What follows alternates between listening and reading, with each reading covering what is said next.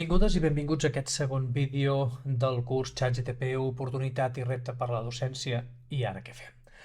Soc en Marc Alier i això és un curs de l'ICE de la UPC. Primer de tot, recordar-vos que aquests vídeos us els estic donant en triple format. Per una banda hi ha un PowerPoint, unes transparències en format PDF, les menjarem.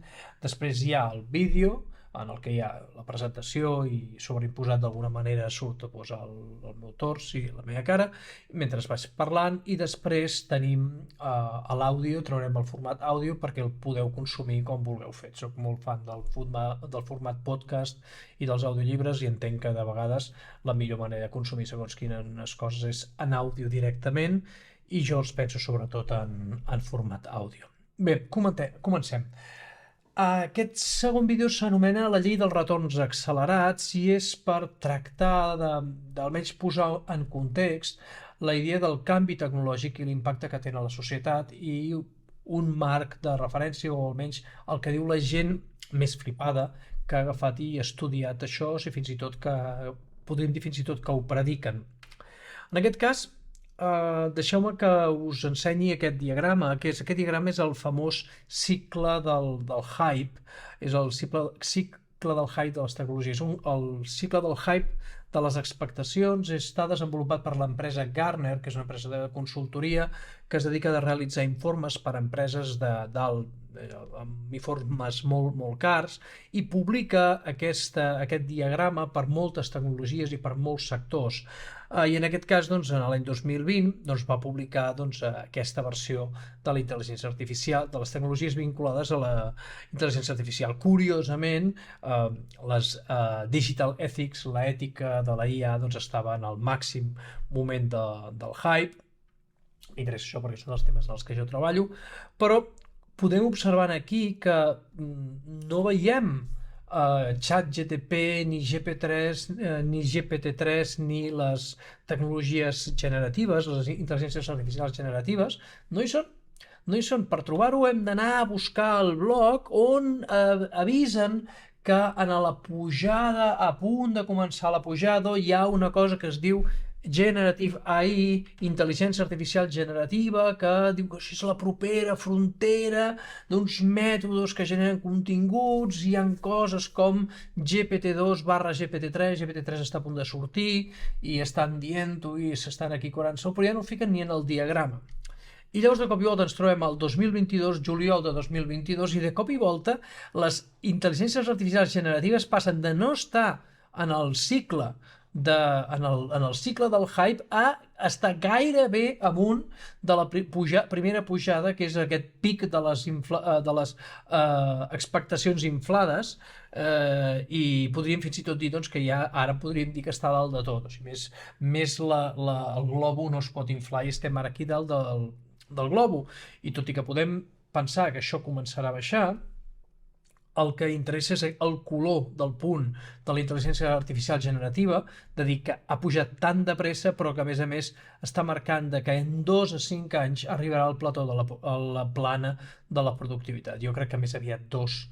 És a dir, que és possible que no passem ni pel forat de la desil·lusió, sinó que això passarà directament a ser productiva de manera molt ràpida. És una tecnologia que s'està escampant molt de pressa. L'altre dia vaig escoltar precisament un dels personatges que ara presentaré ara, els presento, en Peter Diamandis i en Ray Kurzweil. En Peter Diamandis, en un podcast, et deia això, que el ChatGPT en 5 dies havia arribat al 1.000.000 d'usuaris.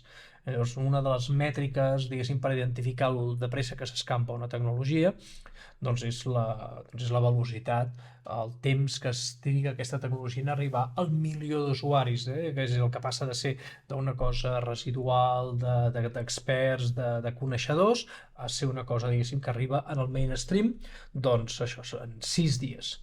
Llavors, qui són aquests dos senyors? Ray Kurzweil i Peter Diamandis. Diamandis és el de la camisa negra i el senyor Kurzweil és el senyor que porta aquests tirants absolutament horrorosos, però aquest senyor és un senyor molt rellevant al món de la tecnologia, és un senyor que va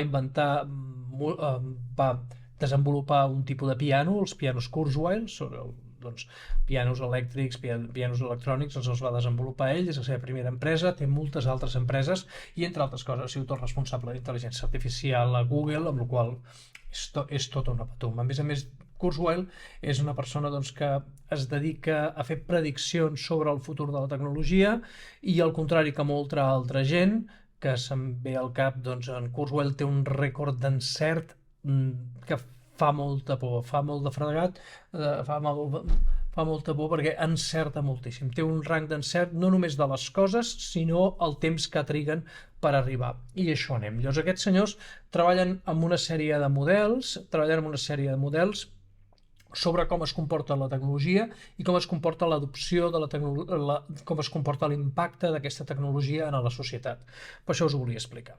Doncs tenen el model de les 6Ds, Diamandis 6Ds, doncs, i la primera D és digitalització.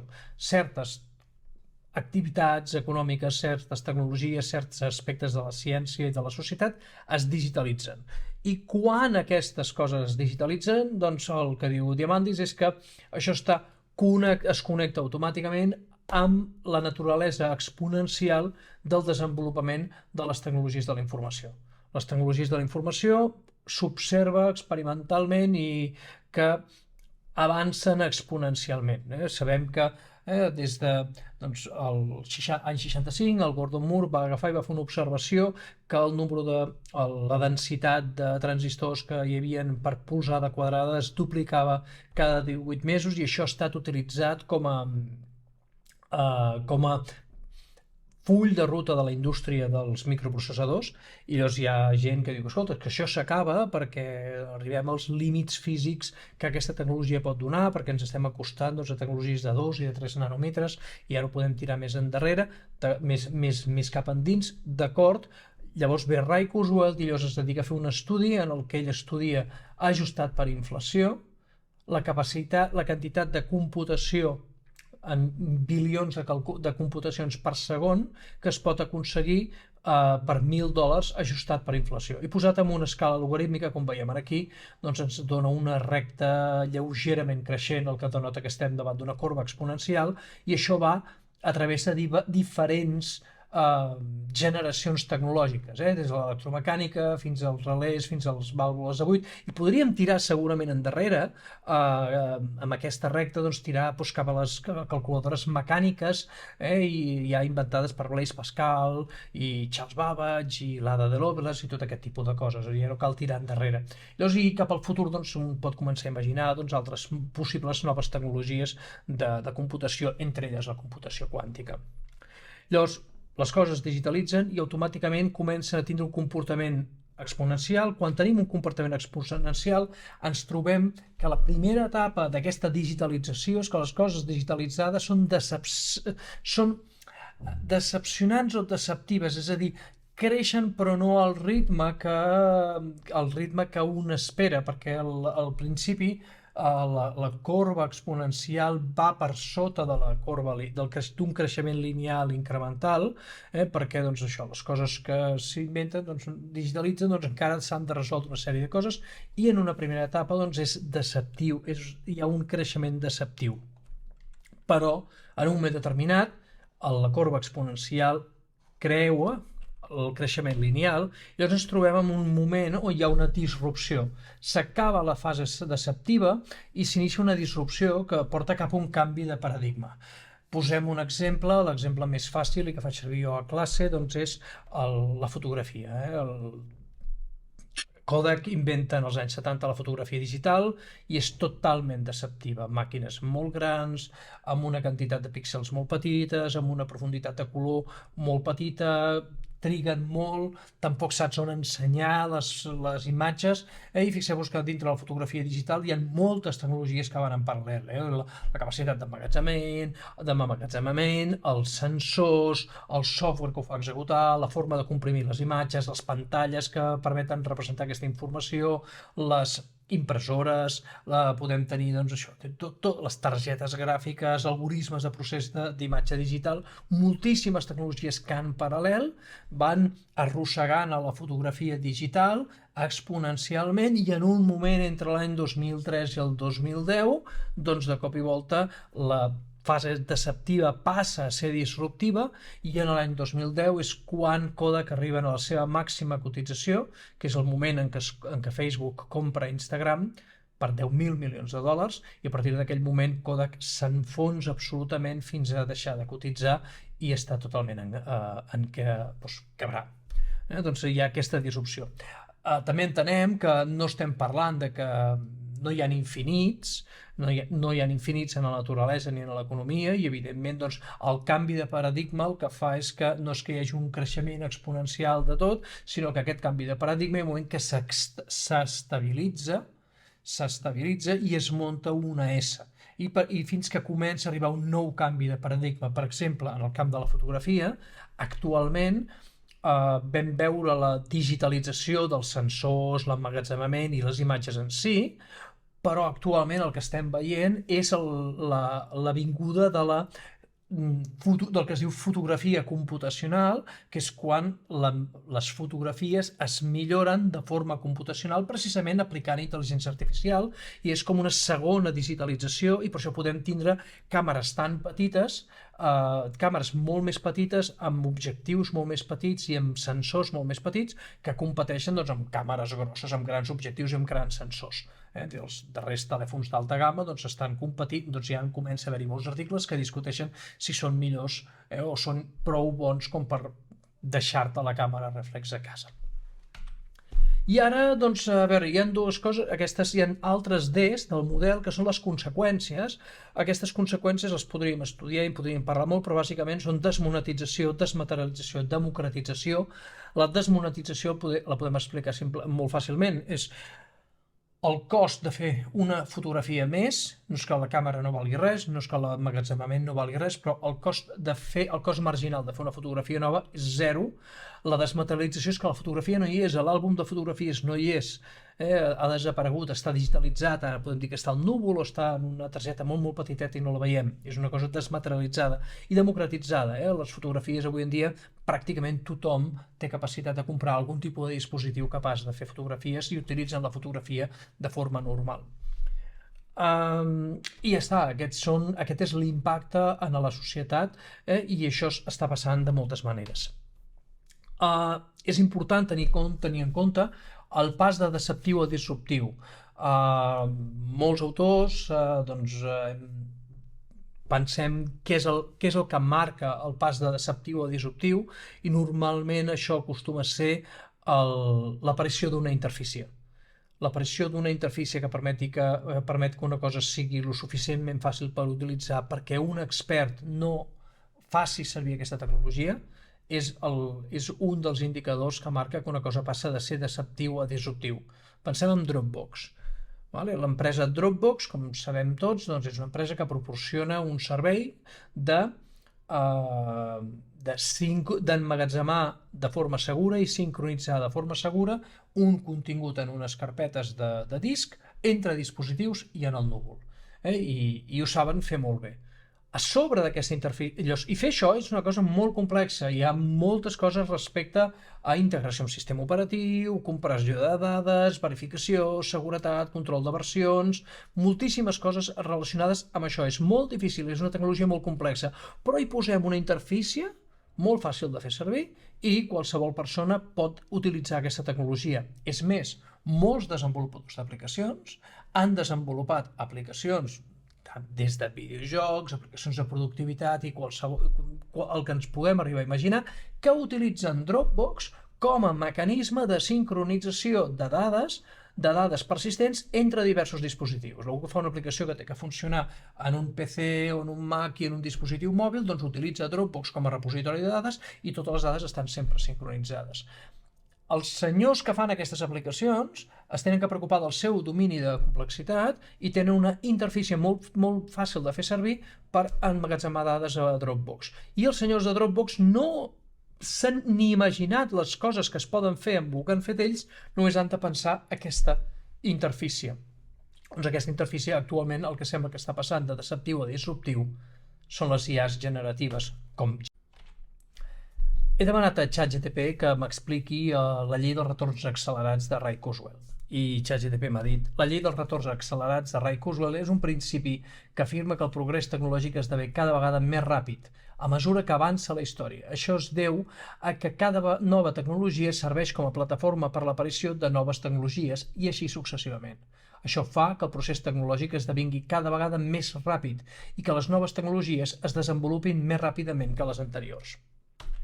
Això dona també un problema, està connectat amb el principi de l'Innovator's Dilemma desenvolupat per Clayton Christensen, on bàsicament el que diu és que les empreses que ja estan consolidades els hi costa ser innovadores perquè han de servir al mercat que ells estan servint en aquell moment.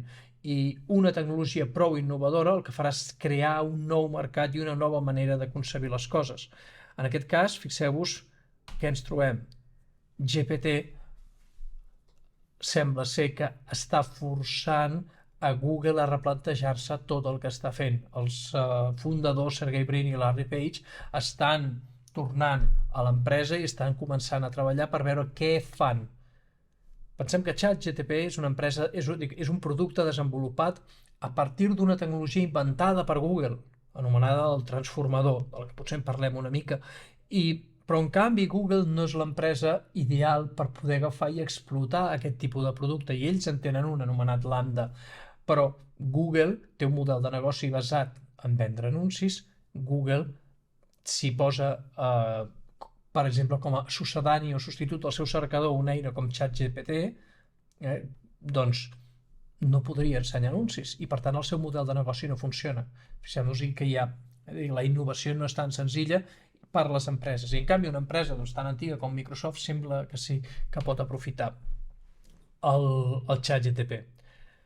L'any 1971 l'autor, el periodista sobre tecnologia Alvin Toffler va agafar i va escriure un assaig anomenat Future Shock, el xoc del futur, on bàsicament fa l'observació de que cada vegada el canvi social induït per la tecnologia és més ràpid, és accelerat i que les persones estan començant a sofrir un xoc, un estrès, perquè estan veient com el món canvia al seu voltant. I estem pensant d'això en els anys 70, quan la televisió passa de ser en blanc i negre a ser en color, els cotxes es fan més grans, tenim avions, tenim una sèrie de coses, però la transformació que estem vivint actualment és encara, és a dir, aquesta acceleració tecnològica no s'ha aturat, s'està transferint a tots els segments i el que estem vivint ara és una hiperacceleració del canvi. Llavors, davant d'això tenim dues visions. Una és la visió de la dreta, tenim els ludites, que bàsicament és una aproximació davant del canvi tecnològic i de les inversions en automatització habitual, que és dir, anem a trencar, anem a sabotejar, posem el sabot, que és aquesta sabata de fusta que posem per aturar les màquines, i anem a negar la major, anem a prohibir aquesta tecnologia. Ja hem vist universitats, empreses, molta gent o gent que està intentant posar barreres a això. Per una altra banda, Ray Kurzweil el que parla és a dir, que ens ve una singularitat, arriba un moment al final d'aquesta dècada, no d'aquí 50 anys, al final d'aquesta dècada, en el que ens trobem en que la capacitat de computació que tenen les màquines és equivalent o és de l'ordre de la capacitat de computació que s'estima que té un cervell humà, i a més això es continuarà accelerant, és a dir, no es quedarà en la capacitat de computació d'un humà, sinó que ens excedirà moltíssim. L'augment de la capacitat de computació ha facilitat, aquesta supercomputació facilita que apareguin coses com ChatGPT, com les eines de Machine Learning, que només són viables quan hi ha prou capacitat de computació i a més tenim càmeres i sistemes d'enregistrament d'àudio i memòria. Totes aquestes tecnologies en paral·lel permeten coses que abans no creiem que fossin possibles. La idea de les xarxes neuronals existeix des dels anys 50 del segle passat, amb el perceptró de Rosenblatt, però no era possible amb la capacitat de computació al moment. Amb aquesta supercomputació que estem desenvolupant contínuament, de cop i volta, idees més boges i més absurdes doncs, tenen sentit i de cop i volta ens trobem davant de la tercera llei d'Arthur C. Clarke, que una tecnologia lo suficientment avançada sembla màgia. Ara tenim aquesta màgia, en aquest cas les IA generatives, i penseu que el que veieu ara que no fa bé ChatGPT és simplement una anècdota. Cada error que ens donem compte que hi ha serà corregit. Cada funcionalitat que és insuficient o incompleta serà arreglada, i serà arreglada abans de l'estiu. I al proper vídeo us prometo que sí, que parlarem de ChatGPT.